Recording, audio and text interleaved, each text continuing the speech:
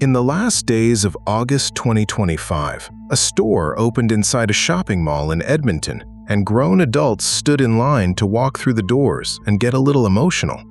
60,000 square feet of bright red signage for a name the business pages had already written the obituary for. Not once, twice. Zellers, a discount department store that was gutted, sold off for parts, turned into a national punchline, and laid to rest somewhere between Eaton's and Sears. By every rule the market runs on, it should be a memory. Somebody keeps forgetting to tell Zellers that. Because this is not really a story about how a beloved Canadian chain died. Plenty of chains die and nobody lines up to mourn them.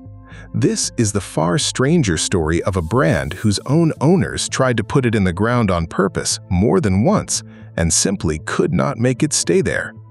To understand how that happens, you have to treat this less like a business history and more like a crime scene. And the first thing any good investigation does is ask who benefited. For most of the last century, Zellers was the beige, dependable backdrop of ordinary Canadian life. It was where you bought your first two-wheeler, a bag of white gym socks, a set of snow tires, and a plate of hot food, all under the same low ceiling. It was never fashionable. It was never trying to be. It planted itself at the quiet end of almost every mall in the country, from the island towns of the West Coast to the outports of the East, and it just stayed open. That ordinariness is exactly why nobody clocked how valuable it had quietly become. The people shopping there saw a place to grab a toaster. A very different kind of person, sitting much further from the sales floor, saw something else entirely. Keep that gap in mind, because it is the whole engine of what went wrong. Let us go back to the beginning, because the beginning explains the loyalty. In 1931, a merchant named Walter Zeller took over a small string of stores right as the Great Depression was tearing the floor out of the world economy. The famous names of the day were still chasing the wealthy with marble counters and fine dishware. Zeller aimed the other way, on purpose. He set out to build, as he liked to put it, a store for the millions. A household living paycheck to paycheck could walk in, get what it needed, and leave without feeling judged at the register. That was the founding promise, and it turned out to be a powerful one. By the 1980s, that promise had grown a set of teeth, and its name was Club Z. This was a loyalty program built decades before an algorithm could follow you around the internet, and it was shockingly ahead of its time. You collected points on everything you bought, and a thick rewards catalog would land in your mailbox full of tangible prizes: a tent, a slow cooker, a canoe. And here is the clever, slightly ruthless part. Shoppers would drive right past a cheaper price at a rival store to keep feeding their point total because they were chasing that canoe. Zellers had turned the dull chore of buying paper towels into a long game that people refused to quit. That is not sentiment. That is a company that understood human psychology long before the tech industry made it a science. And think about how quietly radical that was. Decades before a single tech company learned to track a shopper across the web, a beige Canadian discount chain had already turned its millions of customers into a living map of what the country bought, when it bought it, and what it could be nudged into buying next. The points card was a data machine wearing the friendly mask of a free canoe.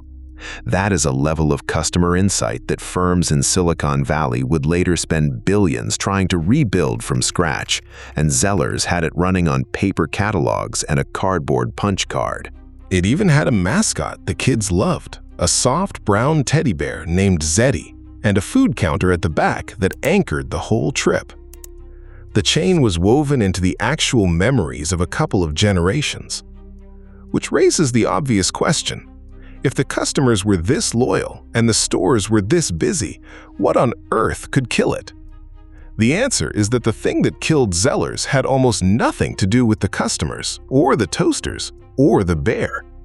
It had to do with the floor those stores were standing on. And to see that, we have to follow the money upstairs. In 1978, the Hudson's Bay Company bought Zellers, And for a long while, the marriage worked beautifully. The Bay played the fancy older sibling, selling perfume and tailored suits in grand downtown buildings. Zellers played the workhorse, quietly shoveling suburban profit upstairs to keep the whole family afloat. One side had the prestige, the other side paid the bills. That arrangement held for decades, and it made real money for everyone, including the shopper who just wanted a fair price. But a workhorse stays valuable only while the owners still want a horse to pull the cart. In the late 2000s, a new kind of owner arrived through a firm called NRDC, led by a property specialist named Richard Baker. Baker did not look at Zellers the way a shopkeeper would. He looked at it the way a landlord looks at a plot of land. And what he saw hidden inside a chain of unglamorous discount stores was a fortune in Canadian real estate that the accountants had barely bothered to price. Here's the detail that almost everyone misses. Because Zellers had expanded so quickly through the post-war decades, it had quietly locked in long, cheap leases on the biggest, best positions in shopping centers from coast to coast. In the trade, that big magnet store is called an anchor, and its lease is the thing that holds an entire mall together. Zellers held hundreds of those anchor spots, locked in at rents that had been set decades earlier, at prices no newcomer could ever hope to match. In the cold arithmetic of high finance, the empty box was suddenly worth far more than the busy shop inside it. So the plan changed. The smartest move on the spreadsheet was no longer to sell more merchandise. It was to treat those cheap, irreplaceable leases as a pile of chips to be cashed in. And that is where the story stops being a slow decline and becomes something much sharper. Because a buyer was coming who wanted those anchor spots badly enough to pay a small fortune, and the deal they struck would trigger what many people still consider the single most expensive belly flop in the history of Canadian business. It gets worse from here, and it gets worse fast. The buyer was Target, and in 2011, Target had a very particular problem. It had run out of America. Its home market was saturated. Its investors were demanding fresh growth. And when its executives looked north, Canada looked from where they sat like the softest target left on the continent. They saw a wealthy, English-speaking country full of people who already drove across the border to shop in their stores. They convinced themselves it was basically America with colder winters and a slightly higher tax. The one obstacle was time. Building 100-plus modern stores from scratch would mean a decade of permits, land deals, and construction crews. Target did not want to spend a decade. It wanted to invade all at once. And the Hudson's Bay Company, hungry for cash, was holding exactly the keys it needed. The number attached to that handshake still sounds unreal. Target wrote Hudson's Bay a check worth $1.825 billion. And read this part slowly because it is the twist that makes the whole tragedy click. It did not buy Zellers. It did not want the name or the staff or a single rack of clothing. It only wanted the leases on as many as 220 of those anchor locations. It bought the doors, not the business. And the Bay, to cover its own bills, sold its faithful workhorse off for scrap, trading thousands of Canadian jobs for one enormous check. The customers were told this was progress. An exciting American upgrade was on the way. They believed it. They were wrong. What followed was a masterclass in corporate arrogance. Target tried to open 133 stores in a single frantic year. For a sense of scale, a company as big as Walmart had needed close to 20 years to reach that many stores here. Target wanted the same reach inside one calendar year, rolling cheap paint across the old Zellers boxes and unlocking the doors before anyone had finished signing the paperwork. The money poured into refitting and filling that many locations at the same time only ever comes back if almost every single one succeeds instantly. It was a colossal bet, placed in a country where the company had never actually run a store. And then, that bet slammed straight into something Americans almost never understand until it is far too late: Canadian distance. Target waved away the supply data that Zellers had spent decades building, certain that its superior American systems would simply handle everything. But Canada is a logistics trap with a friendly smile. The population is scattered in thin pockets across a landmass larger than China, separated by enormous stretches of empty highway. The computer systems meant to keep the shelves full were fed the wrong numbers, and they choked. So the shelves went bare. Picture the cruelty of that. Canadians were curious. They showed up, they genuinely wanted to love the place, and they walked into aisle after aisle of empty racks. The hardest part of retail, getting people through the door, had already been solved, and the company still could not put a product in front of them. The bleeding was historic. In under 2 years, Target lost somewhere in the region of $2 billion in this country alone. In 2015, it filed for creditor protection, switched off the lights, and went home, leaving behind 133 freshly painted, completely empty concrete boxes and thousands of Canadians out of work. And those were never just numbers on a court filing. Each of those dead boxes had been the largest employer at its end of the mall. The after-school job, somebody's first paycheck, the reliable shift that covered a family's rent. As the shelves emptied, the parking lots emptied with them, and the smaller shops that had lived for years on the crowds a big anchor pulls in started to switch off their own lights too. One reckless wager, placed in a boardroom 2,000 kilometers away, rolled outward into hundreds of Canadian towns that never got a say in any of it. So think about what had just happened. Zellers had been deliberately killed to make room for a tenant that then destroyed itself within 24 months. The store was gone, the replacement was gone, and in the crater where both had stood, the entire middle of Canadian retail simply fell out of the market.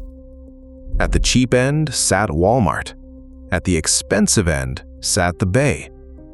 The comfortable place in between, where an ordinary family could buy a kettle and a hot lunch in one trip, had been wiped off the map. That should have been the final page. Instead, the name drifted into a kind of limbo that is stranger than any bankruptcy. The Hudson's Bay Company still legally owned the Zellers trademark, and it had no idea what to do with it. It was too loaded with public affection to throw away and too awkward to actually use. So for roughly 8 years, the Bay kept the name on life support with the bare legal minimum. There is even a term for the trick: defensive registration. You keep a trademark technically breathing with token activity, just enough that a rival cannot legally snatch it away from you. The Bay opened flimsy little Zellers corners inside its own stores, often just a rack of clearance junk under a cheap vinyl sign. It kept the lawyers satisfied, and it slowly cheapened the one thing about Zellers that still had any real value: the memory of it. Then in 2023, desperate to pull foot traffic back into its own fading department stores, the Bay announced a real comeback. Zellers would return to 24 or so locations. For a heartbeat, it looked like the ghost was coming back to life. What shoppers actually found was a small, tidy, brightly lit corner tucked into a quiet bay, with none of the chaos, none of the treasure hunt energy, and no food counter at all. They had kept the logo and thrown away the soul. It did not take. And while that hollow revival flickered and failed, the parent company itself was running out of runway. By the opening months of 2025, the math at the Hudson's Bay Company had simply stopped working. It had spent years selling off pieces of itself to survive, even selling its landmark flagship in downtown Toronto, and then leasing that same building right back. buying itself a few more months of open doors. Its shoppers had already scattered, the young ones to fast online fashion and next-day delivery, the older ones to the warehouse aisles of the big membership clubs. And so, after 3.5 centuries, one of the oldest companies on the continent finally went dark. The Bay was gone, which meant, for the first time in decades, the Zellers name was no longer chained to a dying giant. And this is the moment the crime story turns into a resurrection. When the liquidators picked through the wreckage, they found something they did not expect. The Hudson's Bay name itself polled as tired and finished, but the Zellers trademark had a pulse. In fact, it was running hot, lighting up on social media, where teenagers far too young to have ever eaten at that food counter were using the word Zellers as a shorthand for a certain kind of cozy, retro, distinctly Canadian cool. The brand had become a feeling that a whole new generation wanted to buy into, completely detached from any store. That heat attracted a buyer almost no one saw coming, a Quebec outfit called Les Chateaux de la Mode, a company that had already clawed its way through more than one reinvention. Late that summer, under aggressive new ownership, it purchased the Zellers name for good. For the first stretch in a decade and a half, the brand sat with someone who genuinely wanted to run it as a shop instead of stripping it for parts or burying it in a legal drawer. Which brings us right back to that emotional line in Edmonton. The new owners moved slowly and deliberately, making sure the warehouses could actually keep the shelves full before a single door opened, the exact discipline that Target, in all its arrogance, never bothered with. And the final irony is a beautiful one. The same collapse in Canadian retail that destroyed so many chains has left landlords across the country desperate for anyone willing to sign a lease. So Zellers, the brand once murdered so its cheap leases could be sold, is now signing brand new anchor leases for a song. The exact weapon once used to kill it has been turned into the tool bringing it back. So who really benefited from all of this? Not the executives who cashed out. Not Target, which set $2 billion on fire. In the end, the only thing that survived every owner who tried to bury it was the feeling itself. The memory of a place that treated ordinary people like they mattered. It turns out you can liquidate a company and sell its buildings and paint over its sign, but you cannot repossess a childhood. If this story pulled you in, do me a favor and hit that subscribe button, because we dig into the hidden business histories behind the brands you grew up with every single week, and you will not want to miss the next one. Tell me down in the comments, what is the one dead store you would bring back tomorrow if you could? I read every